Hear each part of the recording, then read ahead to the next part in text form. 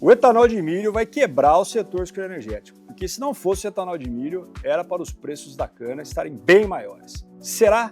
Não, eu não vou cair nessa trendezinha mequetrefe, eu vou falar realmente da questão da preocupação do etanol de milho no setor sucroenergético. E ela é válida? Sim. Por quê? Algumas estatísticas aqui que estão na minha cola, moçada. Em 2025, nós tivemos aí aproximadamente 9 bilhões de litros de etanol de milho.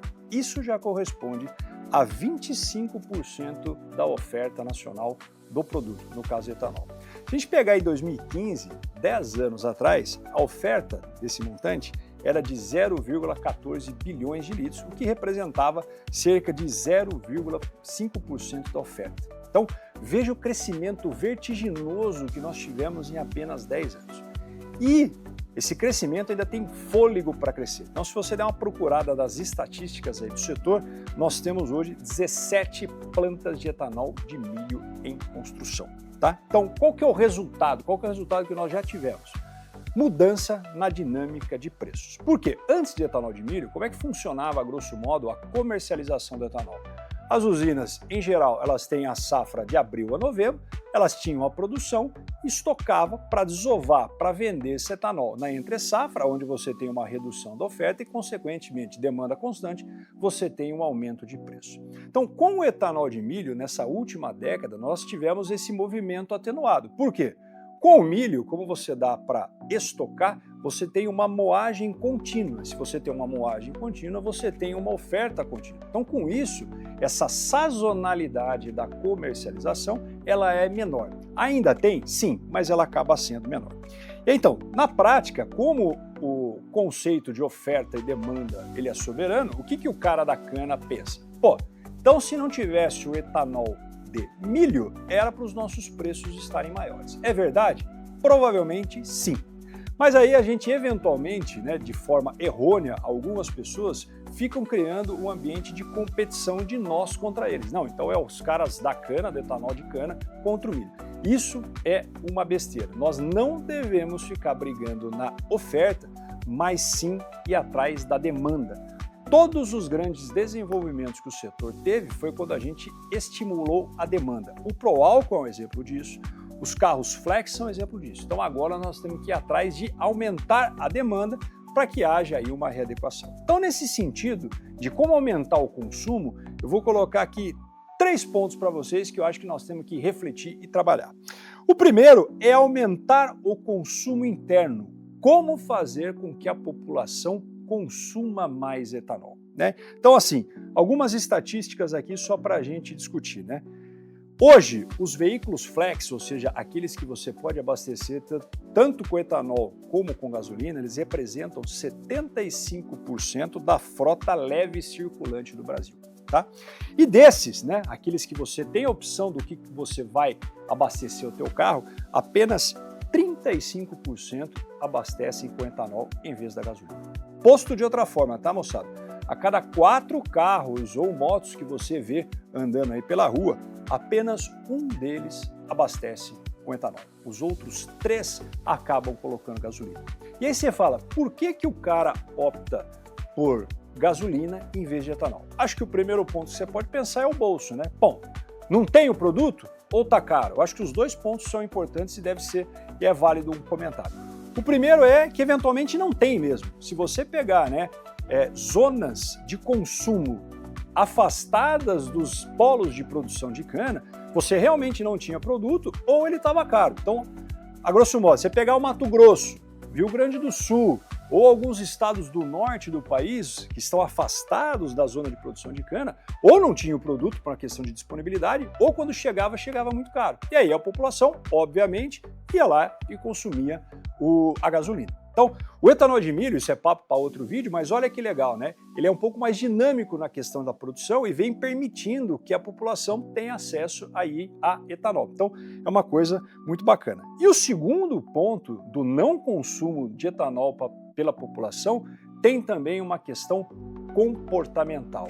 infelizmente, o etanol ele carrega uma herança negativa dos anos 80 e 90 em relação ao carro não pegar no frio, aquelas lendas que corroem o motor, etc. Tá? Quem não lembra do pai lá com o Monza, com o Del Rey, na década de 90, que chegava lá num dia frio, aquela desgraça não pegava e você não tinha como ir para a escola, etc. E ele ficava xingando. Sem contar as filas dos postos por algumas questões de abastecimento.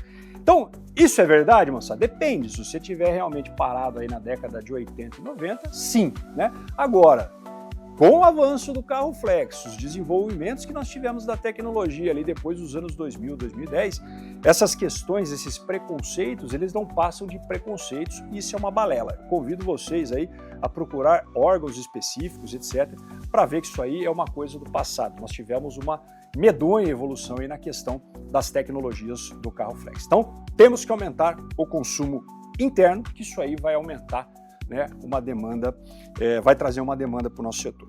O segundo ponto é aumentar o consumo a nível mundial. Quem no mundo você acha que usa etanol? E eu não estou falando necessariamente, moçada, de chegar lá no posto e falar abastece com gasolina ou abastece com etanol. Isso aí é meio que uma exclusividade do Brasil, tá? Só a gente tem essa versatilidade no abastecimento do nosso biocombustível. Eu estou falando etanol misturado na gasolina. Então, nós temos aí 195 países no mundo e desses, apenas 15 fazem o uso de etanol misturado à gasolina. E eu não estou falando em níveis como os nossos aqui, né, que passam da casa dos 30%, agora vai mudar aí a possibilidade, a legislação, né? São consumos aí que eles são tímidos, de 5, 10, 15% quando ocorre. Então veja, apenas 15 países do mundo usam e quando usam em misturas muito pequenas. Então veja, se a gente estimular de alguma forma, conseguir fazer que outros países acabem utilizando, né, olha a oportunidade em termos de demanda que nós temos. Então, hoje o nosso próprio etanol ele é exportado em quantidades muito pequenas. Então, acho que o segundo ponto, além do consumo interno, é como que a gente estimula aí o uso a nível mundial. E o terceiro, para a gente finalizar aqui o vídeo, é o uso em novos segmentos. E eu não estou falando aqui dos queridinhos das mídias sucroenergéticas, né, que é o SAF e o Biobunker, que são combustíveis, né, sustentáveis, tanto aí na questão da aviação, como na questão de navegação marítima. Eu acho que isso aí tem pega? Sim. Para curto prazo? Não, né? As tecnologias elas têm que ser desenvolvidas, então é algo que nós estamos falando, né, daqui a alguns anos. O meu questionamento e a minha provocação vai no uso de maquinários agrícolas. Hoje na roça, no agronegócio, aonde que a gente usa etanol? Em quais equipamentos? Nós temos tratores que podem fazer uso de etanol, nós temos colhedoras, nós temos caminhões. E se você conversar com os caras velhos e falar, não, mas tinha uns caminhãozinhos a álcool, e bem, a minha pergunta é, por que em 50 anos de pró-álcool nós não seguimos com o desenvolvimento de maquinário agrícola aí utilizando etanol? Se você for na Grishow nos últimos anos, nós vamos ver até alguns protótipos ou alguns lançamentos que estão por vir. Muito legal, temos que incentivar e temos que ir atrás. Agora a minha pergunta é, precisou agora? Será que em 50 anos nós não tivemos essa evolução?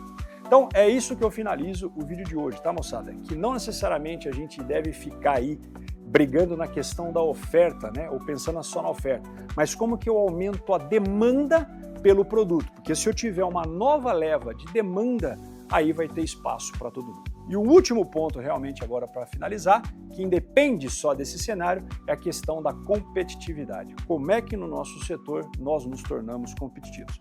E aí são dois pontos basicamente que eu encerro o vídeo de hoje. Primeiro, tem que ser competitivo em custos de produção, que é onde o PSED traz uma visibilidade muito bacana.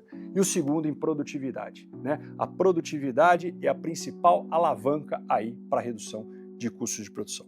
Então é isso, fica esse vídeo aqui, reflexão, com o meu encerramento final, que é etanol. Nós temos que impulsionar a demanda pelo produto em vez de ficar brigando na oferta. Valeu!